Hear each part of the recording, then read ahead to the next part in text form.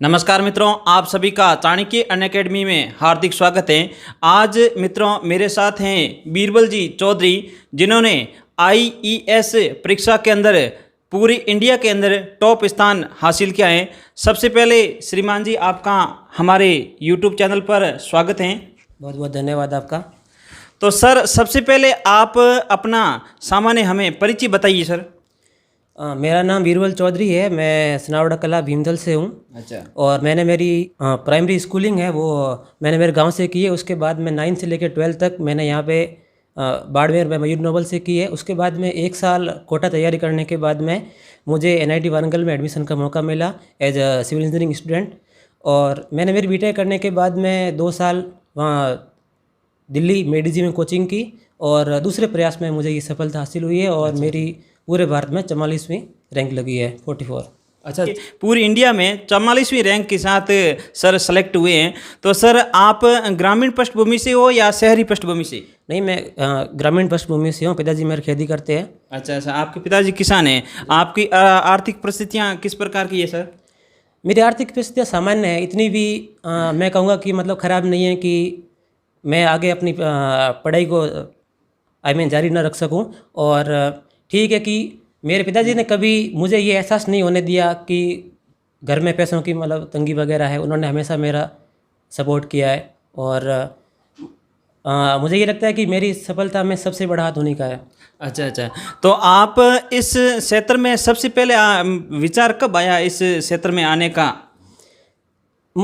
मुझे याद है कि जब मैं फाइनल ईयर में था तब तक मेरे दिमाग के अंदर कोई ऐसी चीज़ नहीं थी कि मुझे आईएएस में जाना है या फिर मतलब अब मुझे इस क्षेत्र के अंदर आना है।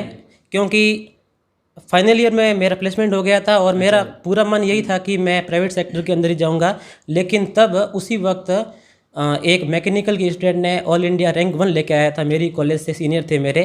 तब मेरे दिमाग में चीज़ आई कि हाँ, मुझे लगता है कि ये चीज़ अच्छी है और मुझे ठीक है, मतलब शुरुआत में 2 साल लग सकते हैं, थोड़ा अपना समय देना पड़ेगा।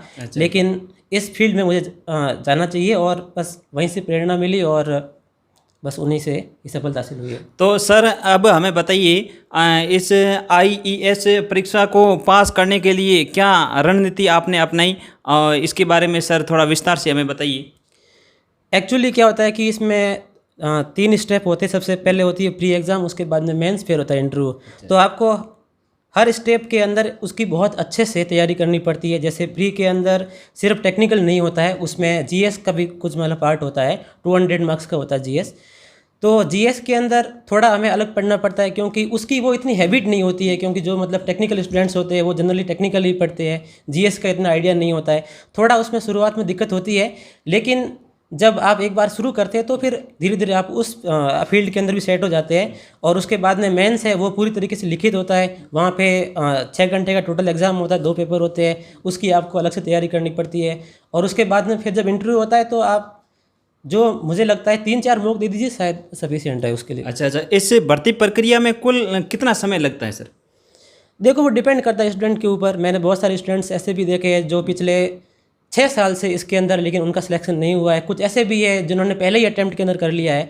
तो वो एक्चुअली डिपेंड करता है कि आप कितना अच्छे से उसको कर रहे हैं, प्लस आपकी फिजिक कितना उसके अंदर साथ दे रही है कि आप मतलब बीमार ना पड़े, अच्छे से बिल्कुल सही तैयारी कर पा रहे हैं। और एक अगर कोई अच्छा बनता है तो मुझे लगता है कि 2 या 3 अटैम्प्ट के अंदर निकाल लेता है।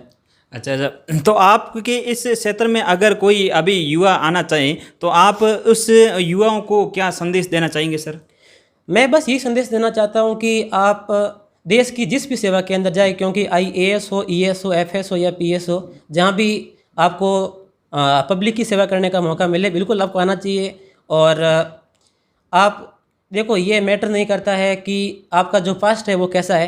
क्योंकि आप किसी भी अगर कंपटीशन की तैयारी करते हो तो आप जिस कंडीशन में हो वो सबसे अधिक मैटर करती है। बहुत सारे बच्चे हैं ऐसे जिनका पास्ट इतना अच्छा नहीं है। पास्ट का मतलब है उनका 10th का रिकॉर्ड या फिर 12th का रिकॉर्ड या फिर कॉलेज का रिकॉर्ड। लेकिन जब आप तैयारी करने के लिए आते हो तो फिर आप पूरी तरीके से आए।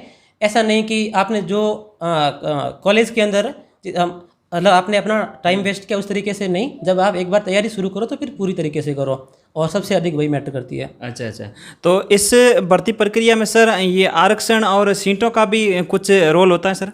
जी सर, आरक्षण तो वही है जो हमारा संविधान है बिल्कुल मतलब उसी हिसाब से है यूपीएससी का, उसमें वही है बाकी भर्तियों की तरह ही।